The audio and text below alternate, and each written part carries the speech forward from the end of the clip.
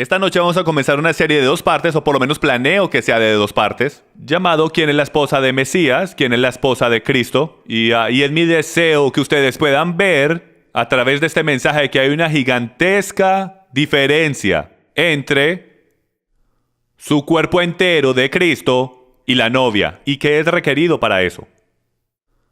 Entonces aquí tenemos pensamiento tradicional. Número 1, el pensamiento tradicional en este tema es que Yeshua es el novio, y en eso es donde completamente vamos a estar de acuerdo. Otro pensamiento es que la novia son todos esos que son salvados a través de la sangre del Cordero. Otro pensamiento es que todos los cristianos son la novia, y de que solo hay 2 grupos, la novia y aquellos que no son salvos. Y lo que yo les quiero someter a ustedes en este mensaje esta tarde es de que tradición y doctrina de hombre se meten en casi todo lo que creemos y en todo lo que nosotros hacemos. Esta doctrina es tan importante para que nosotros entendamos que si lo cogemos mal, vamos a coger cientos de escrituras mal en el proceso. Entonces lo que quiero poner en sus pies esta noche es el concepto de que hay tal cosa como la novia y luego esos que son los invitados de la boda. Y son completamente distintos y separados el uno del otro. Que no todo el mundo que cree en Jesús o Yeshua son la novia. No tiene que ver nada con salvación. Tiene que ver con que hay diferentes niveles de cómo Yahweh ve a su pueblo. Entonces, antes de que crucen las manos y piensen que estoy loco, les vamos a dar unos ejemplos para que sepan de una vez que hay definitivamente algo en las Escrituras digno de que busquemos y analicemos en este tema. Primero que todo, tenemos la parábola de las 10 vírgenes. Ellas están todas invitadas a la boda. En la actualidad, todas son la novia. Porque si conoces algo de la ceremonia matrimonial, conoces que estas 10 vírgenes representan la novia, pero son separadas en 2 grupos. Tradicionalmente esto es enseñado como los salvos y los no salvos. ¿De cuándo acá los ateos esperan por el regreso del Mesías? No lo es, ¿ok? Vamos a hablar de esto luego más adelante. También vamos a analizar la parábola de la fiesta de bodas. Abraham encontrando una esposa para Isaac. Vamos a hablar cómo es que eso se ve y cómo esto infecta estas parábolas de fiesta de bodas. Y la parábola de las 10 vírgenes, todo está construido de Abraham encontrando una esposa de su propia familia para su hijo Isaac. Y por supuesto sabemos que Abraham representa al padre e Isaac representa al hijo. Entonces vamos a caminar por esto y vamos a ver cómo trabaja esto hoy. Los siervos prudentes y los siervos insensatos. Todos son siervos, algunos son prudentes y algunos son insensatos. Y tradicionalmente interpretamos esto de insensatos como que no son salvos, pero en ningún lado has encontrado eso en las Escrituras. Yo se los voy a definir a ustedes lo que es prudente en las Escrituras y lo que insensato significa según las Escrituras. ¿Qué tal los hombres de Gedeón? ¿Cuántos se recuerdan del ejército de Gedeón? Todos eran parte del ejército de Gedeón, pero fueron separados. Algunos de ellos fueron encontrados aptos para estar en el ejército de los 300. Algunos de ellos no lo fueron. Hablaremos de eso. ¿Qué tal la herencia del primer nacido? La herencia del primer nacido, ¿qué significa eso? Significa que uno de los machos primer nacidos fue dado mucha más responsabilidad y una herencia que el resto de la familia no recibió. La recibieron, pero la recibieron a través del primer nacido. Había una diferencia en conexión ahí con el Padre. Los israelitas que entraron en la tierra y los que no. ¿Cuántos saben que habían 2 grupos de personas? Aquellos que entraron en la tierra y aquellos que no entraron en la tierra. Tradicionalmente se ha considerado como aquellos que son salvos y aquellos que no son salvos. Yo les voy a someter a ustedes que las Escrituras actualmente y enfáticamente dicen lo contrario. De que todos eran su pueblo, pero gracias a la obediencia de un grupo de ellos, serían permitidos entrar a lo que más tarde iba a ser llamado la recámara matrimonial, mientras que el otro grupo era permitido de que se quedaran afuera. En las naciones, si lo quieren poner así, el millennium está construido en ese patrón por el derecho. Y vamos a hablar de esto o en esta reunión o en otro mensaje. Los sacerdotes y el resto de las tribus. ¿Ves una dicotomía entre el pueblo de Yahweh? Tienes los sacerdotes, los cuales están bien cerca a él, y luego tienes otras tribus que están desplegadas. Entonces él llama hacia él mismo un remanente. Y justo al final del día tienes a Adán y Eva. Y Adán y Eva voy a compartir al final de este mensaje que va a ser lo primordial para mostrarle a ustedes cómo la novia es separada de el resto de su pueblo. Ok, vamos a empezar. Apocalipsis 12:17, solo un poco de texto prueba de que aquí hay algo para descubrir y a escudriñar. Y dice esto: entonces el dragón se enfureció contra la mujer y salió para hacer guerra contra el resto de la descendencia de ella, esto es en la gran tribulación, los que guardan los mandamientos de Dios y tienen el testimonio de Yeshua. Apocalipsis 14:12 dice: aquí está la perseverancia de los santos, los que guardan los mandamientos de Dios y la fe de Yeshua. Entonces de inmediato, sin irnos muy lejos, descubrimos que hay dos grupos de personas. Porque en la cristianidad hoy en día, creo que no se necesita un astronauta para poder entender de que aquí hay dos grupos de personas en cristianidad. Está el grupo que cree que la ley de Dios fue abolida, y luego hay otro grupo que no cree que la ley de Dios fue abolida. Entonces, este grupo en particular, el enemigo se va en contra del grupo que cree en guardar los mandamientos de Yahweh, la Torá, y creen en Yeshua también.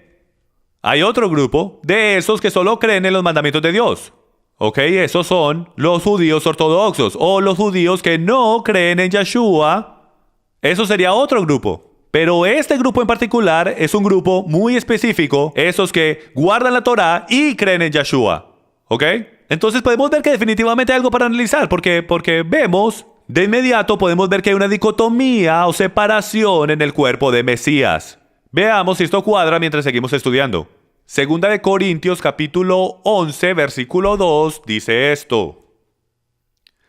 Y dice: pues os desposé a un esposo para presentaros como virgen pura a Cristo. Pero temo que así como la serpiente con su astucia engañó a Eva, vuestras mentes sean desviadas de la sencillez y pureza de la devoción a Cristo. ¿Qué es lo que Pablo está diciendo aquí, Rabino Shaú? Él está diciendo esto. Él está diciendo que yo te he prometido, yo te he comprometido. Ok, ahora en el primer siglo tienes que entender el proceso de comprometerse. El estar prometido es lo mismo que nosotros llamamos estar comprometido. Pero el estar comprometido no es lo mismo que la realización del compromiso, lo cual es la consumación, el hecho físico de intimidad que compromete eso en el matrimonio. Entonces él dice esto, él dice: yo te he comprometido a un esposo, Yeshua, para presentaros como virgen pura a Cristo. Pero temo que, así como la serpiente con su astucia engañó a Eva, vuestras mentes sean desviadas de la sencillez y pureza de devoción en Mesías. Lo que está ocurriendo en contexto es que el grupo de la circuncisión, el grupo judío, están haciendo ¿qué? Están tratando de entrar con la simplicidad que Pablo les daba de mantener la Torá a través del Espíritu de Yeshua. Salvación viene a través de fe en Cristo nada más, y comprobamos que somos salvos por lo que hacemos. Como Santiago dice, hacemos lo que él dice que hagamos. ¿Y dónde encontramos eso? En la palabra de Yahweh. Y la única palabra que existía en el primer siglo era la Torá misma. Y lo que ellos estaban haciendo era que estaban entrando diciendo: no, eso no es, tiene que tener las tradiciones de los ancianos, te tienes que circuncidar así, te tienes que poner esto, tienes que hacer esto, aquello, lo otro. Y estaban complicando el mensaje de salvación tan profundamente y tan decisivamente que algunos de ellos estaban alejando de Cristo y ni siquiera se estaban dando cuenta. Tú no puedes ser una novia si tú estás corrupta. Porque esto es lo que Yeshua dice. No tengo la pantalla, pero esto es lo que él dice. He venido a ti. He venido por una novia que sin qué. ¿Sin qué? Mancha o arruga. ¿No es así? Y cuando encuentras la definición de mancha y arruga, descubrirás que está conectado con corrupción. El Señor no tomará una novia que esté comprometida, mezclada o corrupta. Punto. Porque Él solamente está viniendo por una novia pura. Por eso es que toda la gran tribulación existe, amigos. Es para hacer una cosa y una cosa solamente. Es para purificar su novia. Entonces vamos a leer la parábola de las vírgenes. Entonces vayan conmigo en sus Biblias a Mateo capítulo 25 y resolvamos este tema de una vez por todas. Dice entonces: el reino de los cielos será semejante a 10 vírgenes que tomando sus lámparas salieron a recibir al novio. Ahora, y 5 de ellas eran insensatas y 5 de ellas eran prudentes. Porque las insensatas al tomar sus lámparas no tomaron aceite consigo. Solo tenían el aceite que estaba en las lámparas. Pero las prudentes tomaron aceite en frascos junto con sus lámparas. Versículo 5. Al tardarse el novio, a todas les dio sueño y se durmieron. Pero a la medianoche se oyó un clamor. Aquí está el novio. Salid a recibirlo. Entonces todas las vírgenes se levantaron y arreglaron sus lámparas. Y las insensatas dijeron a las prudentes, danos de vuestro aceite porque nuestras lámparas se apagan. Pero las prudentes respondieron diciendo, no sea que no haya suficiente para nosotras y para vosotras. Id más bien a los que venden y comprar para vosotras. Y mientras ellas iban a comprar, vino el novio. Y las que estaban preparadas entraron con él al banquete de bodas. Y se cerró la puerta. Después vinieron también las otras vírgenes diciendo, Señor, Señor, ábrenos. Pero respondiendo él dijo, en verdad os digo que no os conozco. Velad pues porque no sabéis ni el día ni la hora en que el Hijo del Hombre ha de venir. Está bien, desempaquemos esto y analicemos esto un poco para que podamos entender qué es lo que está pasando aquí. Porque tradicionalmente se ha enseñado de que esto es sobre 5 que no son salvas y 5 que sí lo son. Vamos a ver si eso nos cuadra. Si dice que 5 eran prudentes y 5 insensatas, entonces tenemos que tener cuidado de no leer más allá de las escrituras lo que insensata y prudente significa. No significa salva o no salva, significa prudente o insensata. De donde cogemos y de donde leemos más allá en esa escritura, salvo o no salva, es porque no entendemos un matrimonio judío. No entendemos un matrimonio hebreo, no entendemos la jupa, no entendemos la recámara matrimonial, no entendemos cuando dice que la puerta fue cerrada, no entendemos cuando dice tener 10 vírgenes o esto o aquello. El número 10 es el número de orden gubernamental. Esto es representacional de el cuerpo de Mesías. Para comenzar cualquier clase de congregación en el primer siglo necesitabas 10 hombres, se llamaban minión. Y esos 10 representaban el cuerpo entero del Mesías. Entonces él escoge 10 y ese número lo vamos a ver repetirse y repetirse en muchas historias en la Biblia. Pero él escoge 10 porque es representación de todo el cuerpo del Mesías. Segundo que todo, ¿cómo sabemos eso? Es porque todas son vírgenes. Esto es exactamente lo que era requerido para el novio. El novio era requerido de entrar dentro de una virgen. Entonces esto no es sobre los invitados de la boda, esto es sobre quién es la novia. Ahora, un principio de hermenéutica bíblica, tenemos que tener mucho cuidado cuando estamos desempacando una parábola, porque las parábolas no son uno a uno, o sea que no puedes ir por toda una parábola y hacer definiciones de uno a uno de que esto significa esto significa aquello. A lo mejor trabaje así y lo puedes hacer así, pero una parábola está diseñada para enseñar una lección alineada o principio. La lección alineada o principio la vamos a descubrir. ¿Ok? El principio mayor bajo la sombrilla es estar listos para cuando venga el novio. Lo que vamos a descubrir es qué significa el estar listos.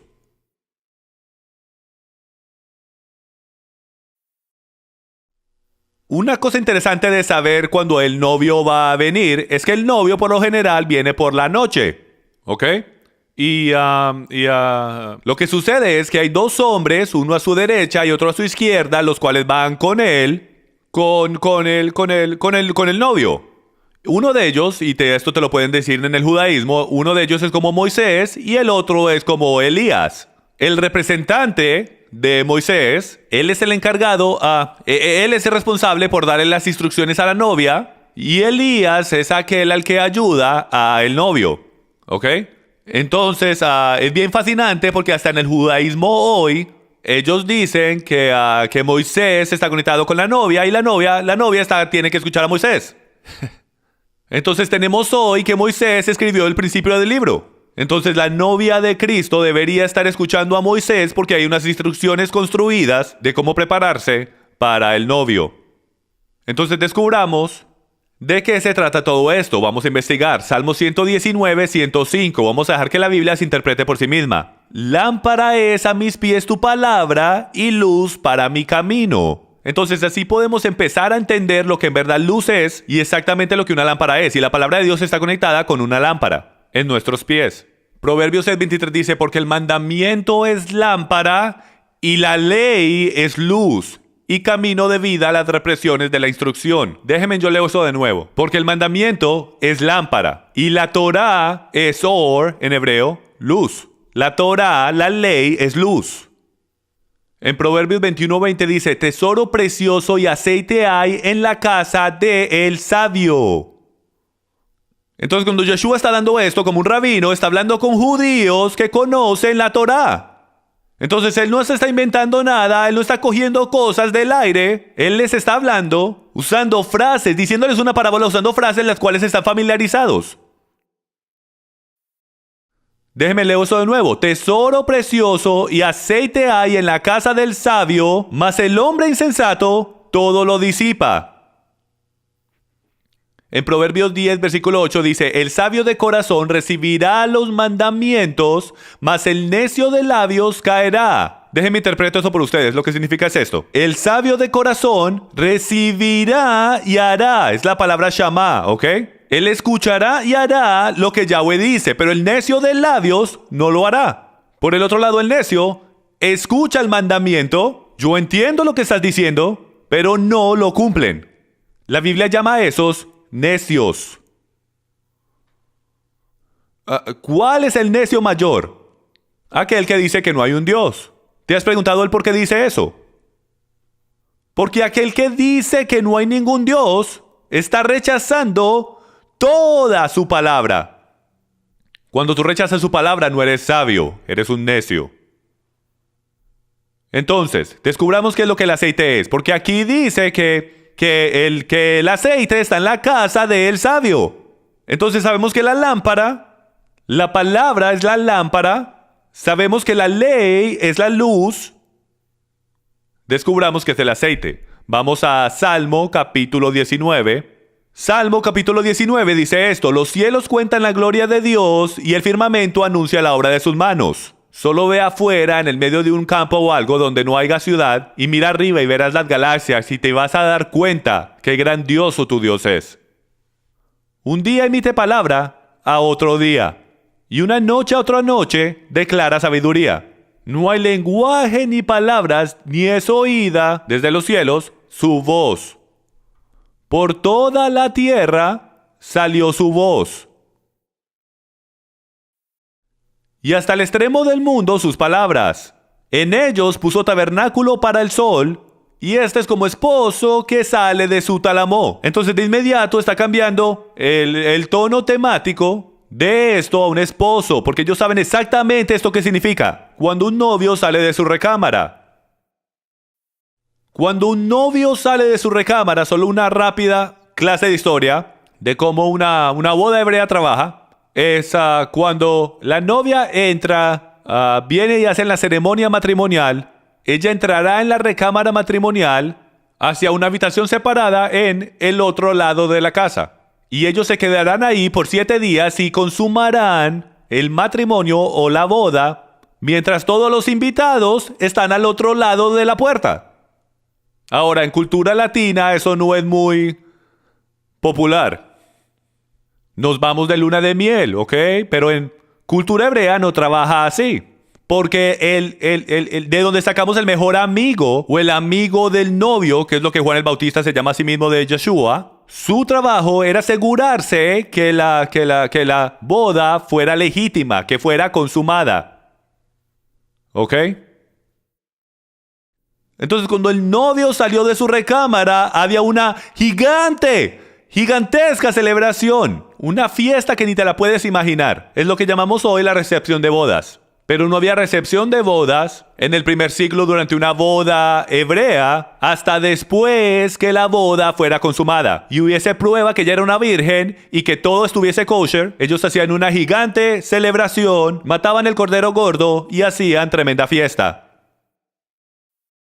Y dice, y este como esposo que sale de su tálamo, el sol saliendo, se alegra cual gigante para correr el camino. De un extremo de los cielos es su salida y su curso hasta el término de ellos, y nada hay que se esconda de su calor.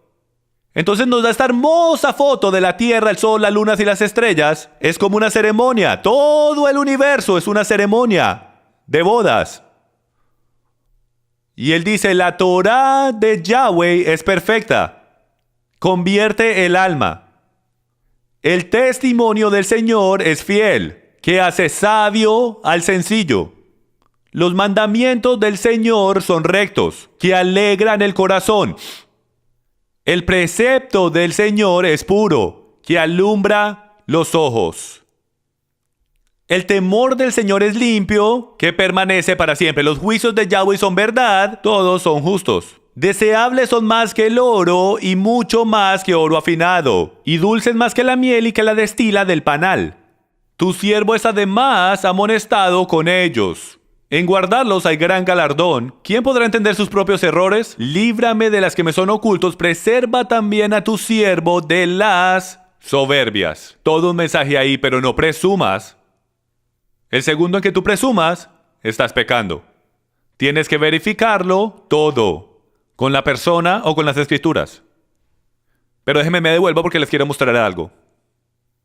Porque hay una razón por la cual el salmista está diciendo las cosas que está diciendo. Él dice que el testimonio del Señor es fiel, los mandamientos del Señor son rectos y los preceptos son puros. Entonces tenemos fiel, recto, puros, para siempre, verdaderos y deseados más que oro afinado. ¿Sabía usted que el aceite que es usado en las lámparas, la manora en el lugar santo, es llamado, el aceite que es usado para eso es llamado de la misma manera? Son las mismas exactas palabras que son usadas para el aceite que está en el lugar santo, porque la manera que hacen el aceite para el lugar santo, para la manora, es diferente que el aceite que usaban en casa para las lámparas, porque había un múltiple y complejo proceso de hacer aceite. La primera prensa del aceite, cualquier cosa que saliera primero, eso era puro aceite de oliva. Puro aceite de oliva virgen era el aceite que salía primero. Luego ellos continúan presionando. ¿Sabes eso cómo se llama? Extra virgen aceite de oliva. Y tú pensabas que extra virgen era más puro que el primero. ¿Cómo nos engaña el mercadeo? El aceite del final se veía más verde porque tenía más aceite y los residuos de la piel y esto y aquello. Ese era el aceite más sucio. Todos ustedes son olivos, sabemos eso porque todos venimos del árbol de olivo. Romanos 11, Jeremías capítulo 11. Entonces aquí está el mensaje sobre el aceite en tu vida. Cuando tú eres presionado por Yahweh, la primera cosa que salga de ti es en verdad quién tú eres. Entonces déjeme hago la pregunta, porque esto es lo que el Padre está haciendo en mi vida. Él está permitiendo que yo sienta presión. Porque Él quiere usarme como Él lo quiere usar a usted, como luz. Pero en su tabernáculo, en su tienda, la única cosa que Él puede usar es aceite de oliva puro y virgen. Tiene que ser puro. Entonces cuando seas presionado por tu rey, o eres puesto en una situación o circunstancia, ¿cómo es que tú reaccionas de inmediato? Porque eso es en verdad quién tú eres. Si ven como yo reacciono en privado a una circunstancia, a lo mejor sea diferente como yo reacciono en público, porque yo sé intelectualmente que yo tengo que actuar santo. Estoy supuesto a hacer la cosa correcta. Entonces hago la cosa correcta. Pero eso no es lo que Yahweh vio. Lo que Él vio fue antes de que yo hiciera la cosa correcta, lo que mi corazón dijo. Y mi corazón no quería hacer lo correcto. Yo solo hice lo correcto porque era lo correcto de hacer. Y en algún punto hay alguna justificación por eso. Pero al final del día, en el día del juicio, yo voy a ser juzgado por lo que tengo aquí. No lo que hago. Necesariamente. ¿Hace eso sentido? Lo que haces con tus manos tiene que ser igual a lo que sientes con tu corazón. Entonces yo creo que la pregunta es para todos los que están aquí hoy, ¿es tu aceite digno de ser quemado en el tabernáculo? ¿O es tu aceite digno de ser quemado en casa? Los dos dan luz. Uno es puesto en el lugar santo, la recámara de bodas. La otra está fuera del campamento. Igual tienen luz. Y vemos esto por todo lado en las Escrituras. Continuemos. Mateo capítulo 6, versículo 22. Quiero sacar esto, quiero hacer una conexión. Donde quiera que esté. Sí, el precepto de Yahweh es puro, que nos alumbra los ojos. Hace que tus ojos alumbren, te muestra. ¿Alguien se recuerda qué letra hebrea eso es? La letra Ain. En su pictograma antiguo es un ojo y significa tener visión espiritual, poder ver espiritualmente. ¿Cómo ves espiritualmente? Dice aquí, conoce la palabra de Yahweh y te iluminará tus ojos. Entonces esto es conexión, conectado con Mateo capítulo 6, versículo 22. Dice, la lámpara del cuerpo, ya determinamos que la lámpara es ¿qué? La lámpara dice que es su palabra o los mandamientos. Entonces la lámpara del cuerpo es el ojo. Así que si tu ojo es bueno, todo tu cuerpo estará lleno de luz. Pero si tu ojo es maligno, todo tu cuerpo estará en tinieblas. Así que si la luz que en ti hay es tinieblas, ¿cuánto no serán las mismas tinieblas? Entonces, ahora que definimos los términos, lo que esto en verdad está diciendo es la palabra, la Torah del cuerpo es encontrada en los ojos. Si tus ojos son buenos y ves apropiadamente, tu cuerpo entero estará lleno de los mandamientos, porque luz es llamado a los mandamientos. ¿Qué vemos en el Nuevo Testamento? Yeshua dice que yo soy, la luz del mundo. Y yo, él dice en primera de Juan o Juan 1:1, en el principio la palabra era con Dios y la palabra se hizo carne. La palabra, la lámpara, la luz vino al mundo. Si bendecimos todas estas cosas, estos diferentes modismos que tenemos, pero no son modismos, son realidad. Él sabía exactamente lo que decía. Él era la palabra, la Torah hecha carne. Entonces cuando la Torah, la palabra, el mandamiento está escrito en tu corazón, no es solo un simple dicho divertido. Lo que tenemos que averiguar es qué es lo que significa. Porque hasta en este movimiento, la gente dice, yo creo en Torah. ¿Estás seguro? Compruébalo con lo que haces. ¿Qué sale de ti cuando estás en frustración? ¿Estás seguro que tú sigues la Torah? ¿La lámpara? ¿Eres tú una luz o creas tú oscuridad? ¿Cuál es el fruto que sale de tu vida? Jeremías 8:8 dice esto. ¿Cómo dices nosotros somos sabios? Porque recuerden, el punto de ir por todo esto es por las 10 vírgenes, las insensatas y las prudentes. Nosotros somos sabios y la ley de Yahweh está con nosotros. Ciertamente la ha cambiado en mentira la pluma mentirosa de los escribas. Los sabios se avergonzaron, se espantaron y fueron consternados. He aquí que aborrecieron la palabra de Yahweh. ¿Y qué sabiduría tienen? Entonces vemos que sabiduría está directamente conectada con mantener la palabra de Dios apropiadamente. Proverbios 18. El sabio de corazón recibirá mandamientos, mas el necio de labios caerá, como mencionamos más temprano. Entonces ahora, cuando volvemos a la parábola de las 10 vírgenes, podemos leer esto diferentemente. Y podemos encontrar la verdadera interpretación, la cual fue determinada allá en el primer siglo. Entonces el reino de los cielos será semejante a 10 vírgenes, el cuerpo entero de Cristo, que tomando sus lámparas, la palabra de Dios, salieron a recibir a Yeshua. 5 de ellas eran prudentes. ¿Qué significa qué? Ellas aceptaron e hicieron los mandamientos de Yahweh. Era parte de sus vidas. Y 5 eran insensatas. Ellas no aceptaron los mandamientos de Dios y ellas no los guardaban. Las insensatas tomaron la palabra de Dios, pero no tomaron aceite. ¿Saben a qué está conectado esta escritura? Tienen una forma de santidad, pero niegan su poder. Tienen la palabra de Dios enfrente de ellos, pero no la dividen correctamente. Como la escritura que leímos en la pantalla previa, son insensatos. ¿Qué sabiduría es la que tienen de tener la palabra de Dios, pero negar su poder? El poder de Dios es encontrado en las cercas. El poder de Yahweh es encontrado en el hecho de que cuando hacemos lo que Yahweh dice, Él nos bendice a nosotros y nos capacita por el Espíritu. Lo que yo quiero descubrir es eso cómo se ve. Porque ahora mismo esas son declaraciones estáticas las que estoy haciendo. Y yo no creo que tenemos tiempo en este mensaje, pero en el próximo mensaje quiero pasar tiempo oyendo por cómo es que en verdad se ve el ser la novia.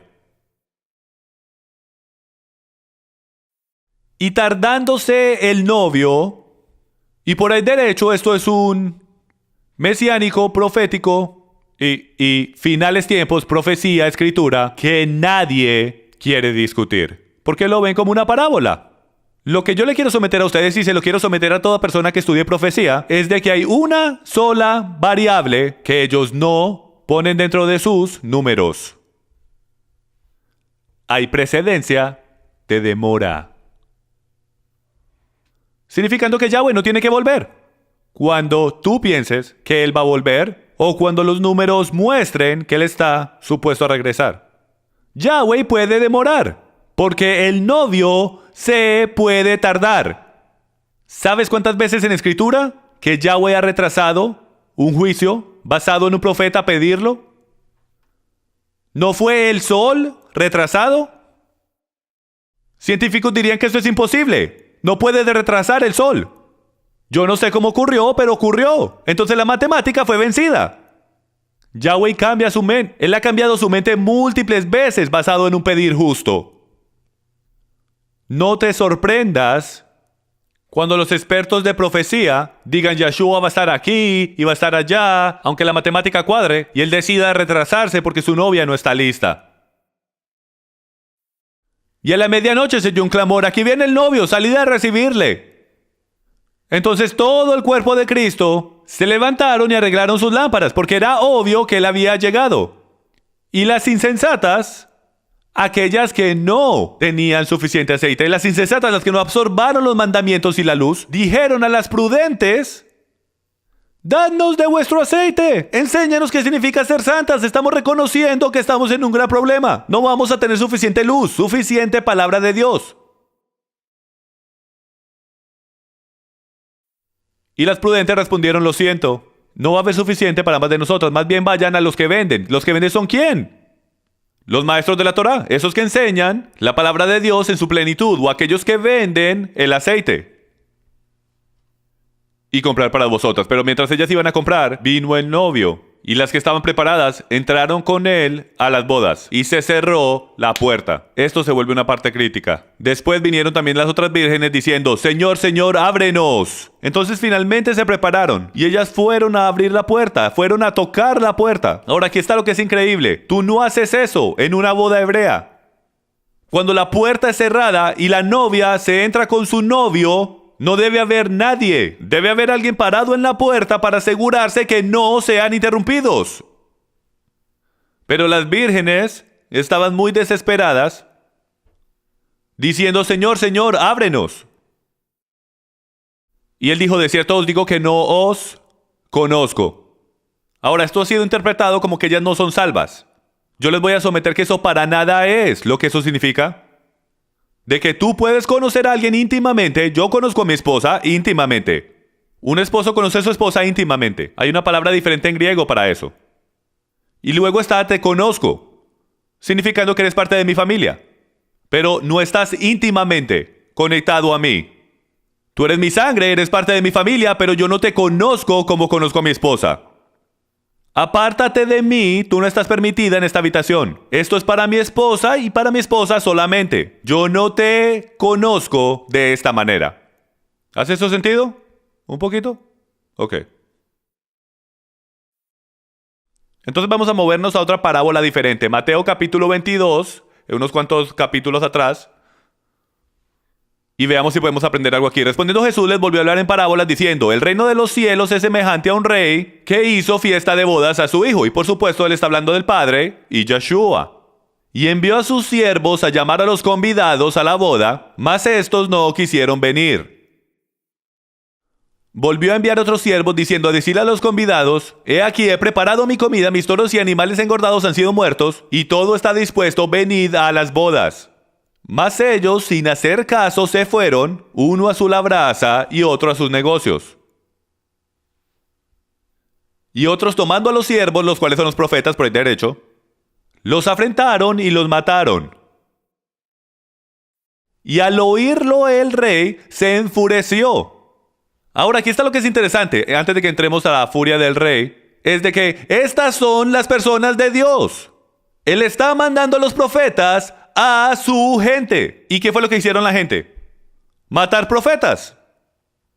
¿Ven cómo las ovejas se comen entre ellas mismas? No es de los ateos o de los no creyentes los que nos tenemos que preocupar. Ellos no reducen la velocidad de la palabra de Dios. Es la gente que claman ser creyentes, que bajan la velocidad y hay veces hasta paran el mensaje de la palabra siendo esparcido por esta tierra. Por estar matando los profetas. Entonces el rey estaba furioso y enviando sus ejércitos destruyó a aquellos homicidas y quemó su ciudad. Entonces dijo a su siervo: las bodas están preparadas, mas los que fueron invitados no eran dignos. Id pues a las salidas de los caminos y llamad a las bodas a cuantos halléis. Y saliendo los siervos por los caminos, juntaron a todos los que hallaron, ambos buenos y malos. Eso está interesante. Entonces los buenos y los malos. Ahora en hebreo eso no significa salvo y no salvo. Significa esos que siguen la palabra y esos que no siguen la palabra.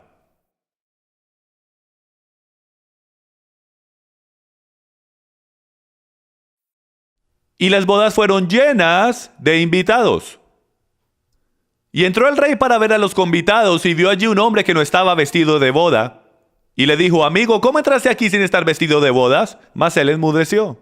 Entonces el rey dijo a los que le servían: atadle de pies y manos y echadle en las tinieblas de afuera, allí será el lloro y crujir de dientes, porque muchos son llamados y pocos escogidos. Yo probablemente voy a desempacar esto la próxima semana con todo esto del lloro y crujir de dientes, porque debemos entender este modismo, porque inmediatamente asumimos que la hora está en el infierno, por lo que hay lloro y crujir de dientes. Pero no reconocemos que esta frase es usada múltiples veces y en múltiples contextos, y una está en Sheol, lo cual es simplemente el lugar de sostener a los malvados y a los justos hasta la resurrección de los justos y la resurrección de los no justos al final del reino de los 1000 años. Y cuando la gente cuando mueren y cuando van a descansar a Sheol, como la escritura dice, o a Hades, no es un infierno ardiente, es un lugar de espera. Y si usted estuviese ahí y supiese que no fuese a estar para la resurrección, usted estuviese llorando y crujiendo sus dientes.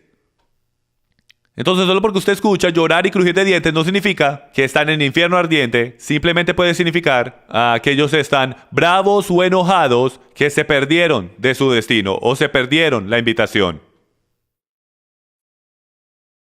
Continuemos en Mateo 7:21 y vamos a hablar de una escritura muy famosa.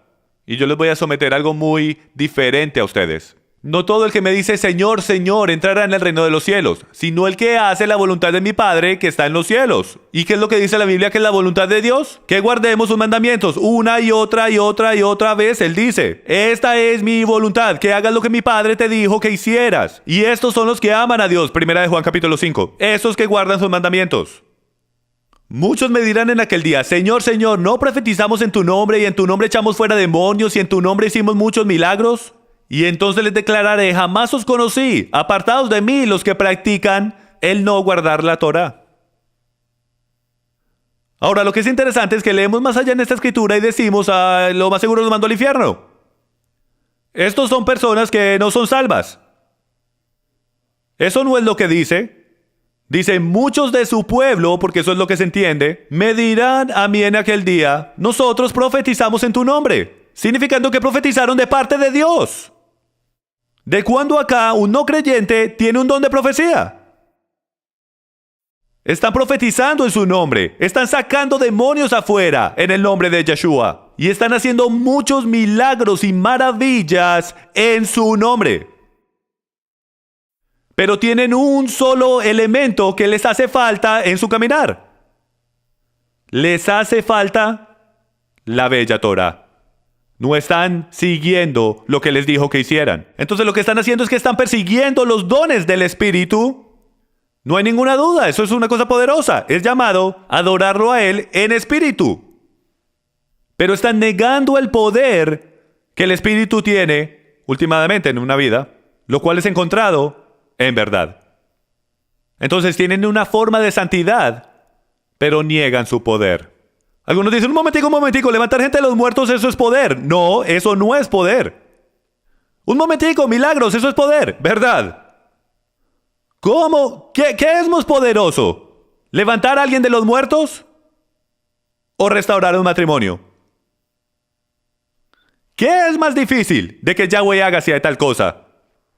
¿Sanar a alguien, su cuerpo físico, o el librar a un hombre de pornografía? Señoras y señores, ese es el poder de Dios de cambiar al hombre desde adentro, de lo que Él está hablando. El seguir la ley o los mandamientos de Yahweh te guía a verdadero poder, porque te cambia desde adentro.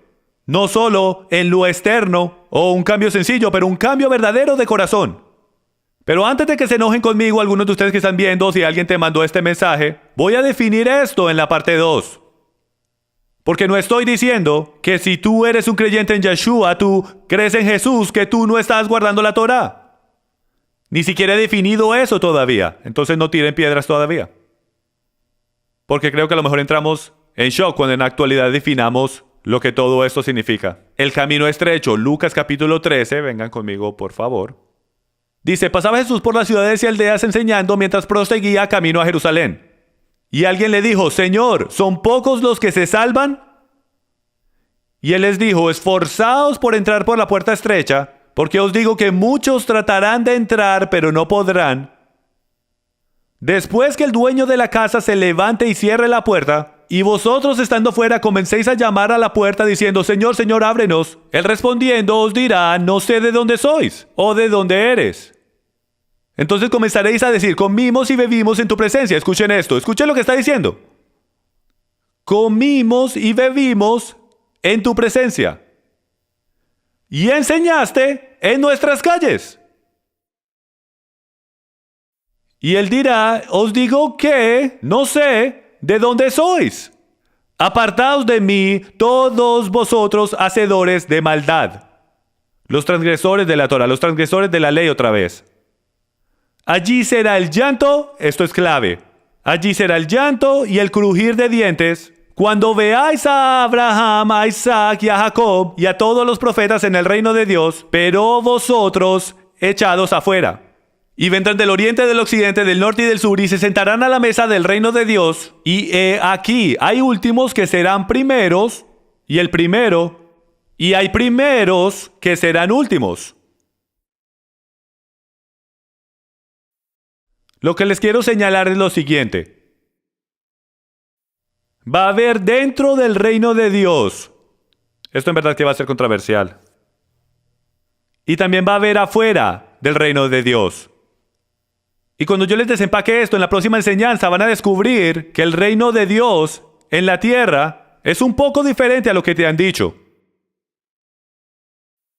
Porque cuando la Jerusalén, la ciudad baja, es la tercera parte de los Estados Unidos en tamaño, es llamado la novia. Y aquellos los cuales estén adentro de la ciudad o adentro del reino, cerca del esposo. Aquellos que están afuera de la ciudad o afuera del reino. Vamos a tener que descubrir si eso significa no salvos o invitados de boda. Porque solo la novia es permitida de estar adentro de la ciudad. Yo sé que no estoy siendo justo del no ir por todo esto de una vez, pero estuviéramos aquí por 2 horas más. Lo único que quiero mostrarles esta noche es de que hay la novia y luego están los invitados de boda. Si tú crees que todo el mundo que cree en Jesús es la novia, tenemos un gigantesco problema. Porque ahora tenemos cristianos que creen en Jesús, que son la novia, y luego hay otro grupo entero de personas que son parte de la boda, llamados los invitados de boda, y nadie más puede entrar. Entonces, ¿quiénes son los invitados? En verdad tenemos que descubrir esto. Y la manera que vamos a descubrir esto al final del día es yendo a Génesis capítulo 24 y leyendo sobre esta historia. Abraham era viejo, entrado en años, y Yahweh había bendecido a Abraham en todo. Y Abraham dijo a su siervo, el más viejo de su casa, que era mayordomo de todo lo que poseía, te ruego que pongas tu mano debajo de mi muslo, y te haré jurar por Yahweh, Dios de los cielos y Dios de la tierra, que no tomarás mujer para mi hijo de las hijas de los cananeos, entre los cuales yo habito, significando, tú no vas a tomar una novia para mi hijo de no creyentes.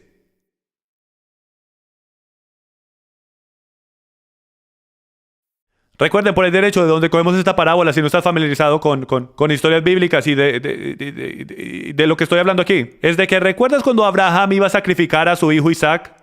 ¿Ok? Y después Dios dio un sustituto con la cabra que estaba enredada en el árbol. Está bien, eso es una sombra de que Abraham representa al padre e Isaac representa al hijo. Entonces en eso y continuando en ese modo de que Abraham representa al padre e Isaac representa al hijo, nos encontramos aquí en la esposa para Isaac. Entonces él dice, sino que irás a mi tierra y a mis parientes y tomarás mujer para mi hijo. Entonces sabemos que Isaac representa a Jesús, Yeshua. Y Dios le está diciendo a su siervo, lo cual es Eliezer en realidad, pero él no menciona su nombre en todo esto porque está conectado con el Espíritu Santo. El siervo es el Ruach HaKodesh. Entonces Yahweh manda a su siervo para que fuera a su familia, al pueblo de Dios, a los hijos de Dios, e encontrar una esposa entre ellos. Él va a sacar a la esposa afuera, de entre su gente. Porque hay una diferencia entre ser una de las tribus de Israel y ser un levita. Los levitas eran permitidos entrar adentro del tabernáculo y el templo. El resto de las tribus no podían, porque había una santidad. Ellos eran separados. Recuerden la base de la montaña Sinaí. ¿Cuál era su plan original? Él dijo, yo quiero que todos ustedes sean un reino de sacerdotes. Yo quiero que todos ustedes sean la novia.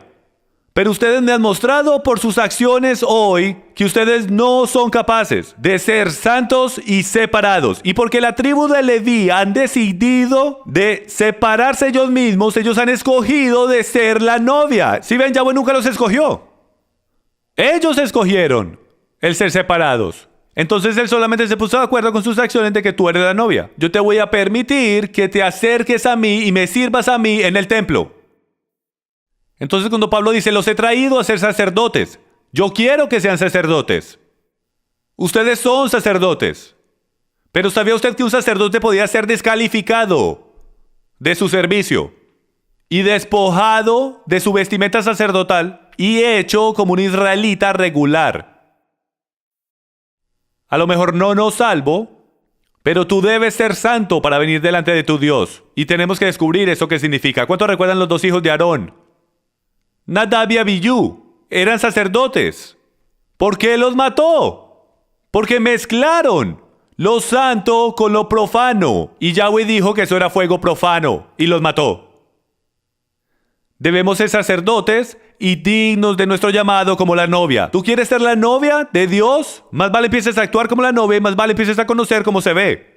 Porque en la Biblia hace un paralelo de 1 a 1 de lo que una novia es y de lo que un sacerdote es. Son idénticos. Lo que se ponen, se hace estudiado a un sacerdote, a lo que dicen y a lo que hacen, a cómo actúan y cómo piensan. La novia es igual a el sacerdocio levítico, porque todos estaban supuestos a ser la novia en la base de la montaña Sinaí, pero solo una de esas tribus fue escogida. Entonces en Génesis 24, sin leer toda la historia para salvar tiempo, nos damos cuenta que Abraham dice, yo quiero encontrar una novia para mi hijo Yeshua. Isaac, ve a donde mi gente e encuentra una novia. No hay forma de darle vuelta. Todos esos que creen en Yeshua no son la novia. La novia es sin mancha o arruga. ¿Y cuántos saben que tú puedes creer en Yeshua y tener muchas arrugas? Pero el día en que Él se aparezca por su pueblo, por su novia, ella será perseguida como una virgen no contaminada por el mundo. Ella no ha de estar con otro hombre, otra doctrina, otro credo. Ella ha de haber seguido a Yahweh perfectamente. ¿Significa eso sin pecado? No, significa pura. Ella lo siguió a Él de la mejor manera que pudo, de acuerdo a la definición de Él de pureza. Para resumirlo todo, en esta parte 1 de esta enseñanza lo que quería compartir con ustedes era esto, es que hay un muy significante malentendido de quién la novia de Cristo es. Porque todos hemos sido enseñados que la novia es, tú crees en Jesús y eres salvo, estás adentro, eres la novia. Y en el mal entender quién la novia es, hemos malentendido cuáles los requerimientos de la novia son. Porque ahora hemos tomado los requerimientos de la novia, los cuales están supuestos a ser conectados con el sacerdocio, y lo hemos hecho salvación, de que si solo aceptas a Jesús en tu corazón, Tú eres la novia, no hay ningunos requerimientos de preparar. Ninguno, cero, nada, solo creer en Jesús y estás adentro como la novia. Entonces mucha gente, y por este malentendido de esta doctrina, están malentendiendo lo que el reino de Dios es. Y hasta cómo entrar al reino de Dios. Y lo que salvación en verdad es. Y qué significa estar en el reino o fuera del reino. Entonces la gente dice, hombre, yo solo quiero llegar al cielo. Voy a alabar al Señor cuando llegue ahí. ¿Estás seguro? Porque hay una gigantesca ciudad. Y tú quieres estar afuera en la oscuridad o tú quieres estar adentro donde está la luz. Yo no sé cómo todo trabaja, pero lo vamos a desempacar. Pero una cosa que he descubierto en mis estudios hasta ahora es que este malentendimiento de esta doctrina está directamente conectado con todos nuestros malos conceptos de lo que significa ir al cielo, entrar en el reino de Dios y el cómo se ve eso por eternidad. Mateo capítulo 7 dice que no todo aquel que me diga mi Señor, Señor entrará al reino de los cielos, ¿verdad? Solo aquellos que hacen ¿qué? La voluntad de mi Padre. ¿Qué fue lo que Yeshua dijo? Él dijo, yo no he venido a destruir la Torah, yo vine a cumplirla. Y cualquiera que enseñe que la ley de Dios fue abolida será menor en mi reino. Lo que yo les quiero someter es esto. Lo que tenemos que descubrir es cómo eso se ve.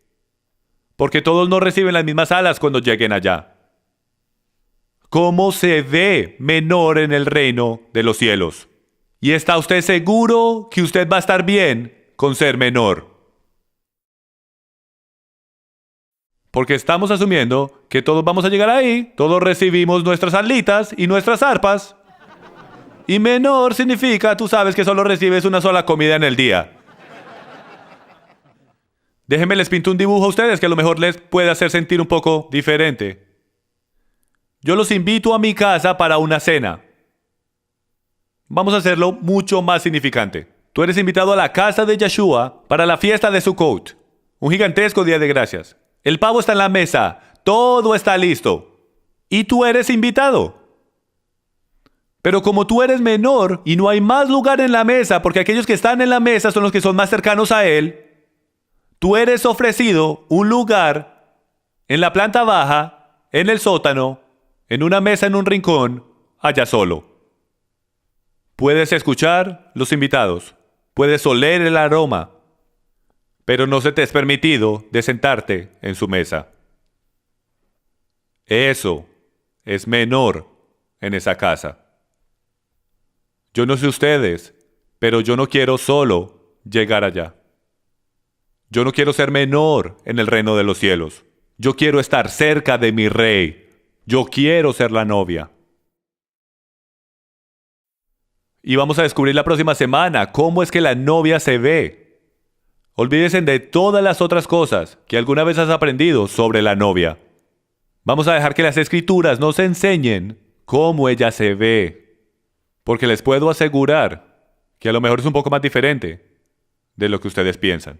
A lo mejor va a ser diferente de lo que tú aprendiste en tu dominación antigua y yo probablemente le puedo garantizar que es un poco diferente de lo que usted ha aprendido adentro de cuando entraste en Torah.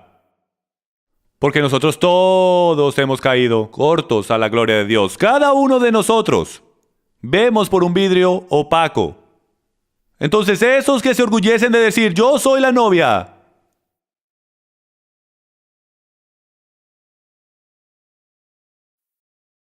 a lo mejor se den cuenta en el día del juicio que no son la novia. Oremos.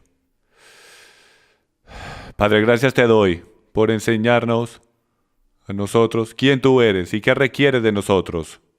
Padre, yo oro que tú, por favor, despiertes a tu novia para que te siga. Para tener tu ley, tu palabra, tus mandamientos como una luz en nuestros pies. Pero Padre, al mismo tiempo enseñándonos qué significa el hacer eso. ¿Qué significa? Enséñanos verdaderamente a ser la novia, Padre. No solamente en teología, no solamente en hacer lo que pensamos que debemos estar haciendo, pero en actualidad haciendo lo que debemos estar haciendo. Purifícanos, quítanos las manchas y las arrugas. Ve en los rincones oscuros de nuestros corazones. Muéstranos en verdad quién somos. Y Padre, prepáranos. Y hasta entonces te pido que demores tu regreso, porque tu novia no está lista.